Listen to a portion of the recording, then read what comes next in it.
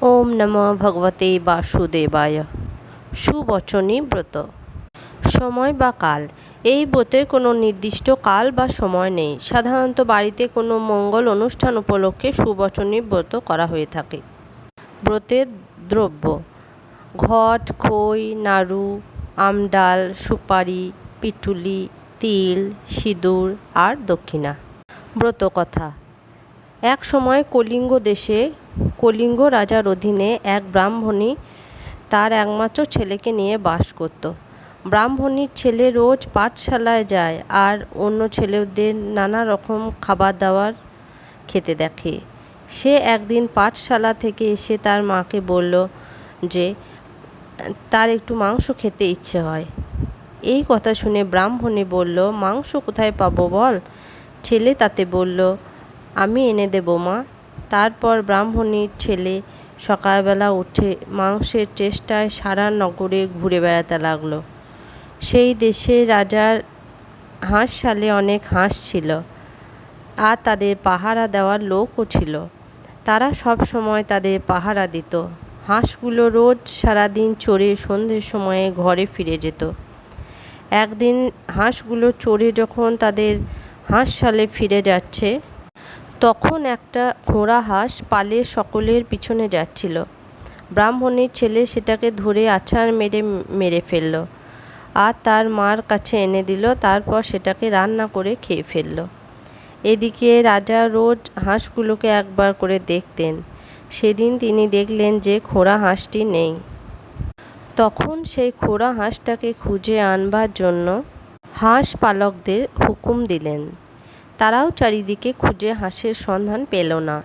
শেষে সেই ব্রাহ্মণীর বাড়ির কাছ দিয়ে যাওয়ার সময় তারা দেখল যে ব্রাহ্মণীর বাড়ির ছাই গাদায় হাঁসের পালকগুলো পড়ে রয়েছে। সঙ্গে সঙ্গে তারা ব্রাহ্মণীর ছেলেকে ধরে রাজার কাছে নিয়ে গিয়ে হাজির করল।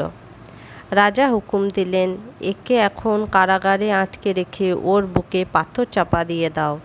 তাই শুনে ব্রাহ্মণী তো একেবারে পাগলের মতো হয়ে কান্নাকাটি জুড়ে দিল। সেদিন পাড়ায় সুবচনী ব্রত হচ্ছিল।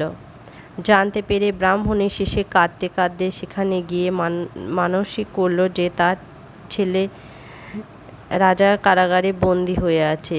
সে যদি ছাড়া পেয়ে বাড়ি ফিরে আসে তাহলে সুবচনী পূজা দেবে। দেবী সুবচনী ব্রাহ্মণীর কান্না আর কাতর ডাক শুনে তার খুব দয়া হলো। তারপর রাজা যখন রাত্রিতে ঘুমাচ্ছিলেন তখন সেখানে গিয়ে স্বপ্নে রাজাকে বললেন, শোনো, খোঁড়া হাঁস খেয়েছে বলে তুমি যাকে বন্দি করে রেখেছ সে আমার ব্রতদাস। যদি তাকে এখনই মুক্তি দিয়ে রাজকন্যার সঙ্গে রাজ্যও তাকে সঁপে না দাও তাহলে তোমার রাজ্য একেবারে ধ্বংস হয়ে যাবে। স্বপ্ন দেখেই রাজা ঘুম ভেঙে গেল। তিনি তাড়াতাড়ি উঠে গিয়ে ব্রাহ্মণীর ছেলেকে কারাগার থেকে এনে তার কাছে ক্ষমা চাইলেন আর তাকে রাজ সিংহাসনে বসালেন। শেষে রাজকন্যার সঙ্গে ব্রাহ্মণীর ছেলের বিয়েও দিয়ে দিলেন। ছেলে আর বউ নিয়ে বাড়ি এলো। তার মাকে প্রণাম করে মার সামনে হাত জোর করে দাঁড়ালো।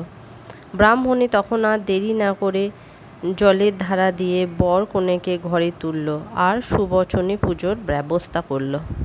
এই পঞ্জিকা পাঠ যদি আপনাদের ভালো লেগে থাকে তাহলে আমার চ্যানেলটাকে সাবস্ক্রাইব করে আমার পাশে থাকবেন। ভগবান আপনাদের সবার মঙ্গল করুন।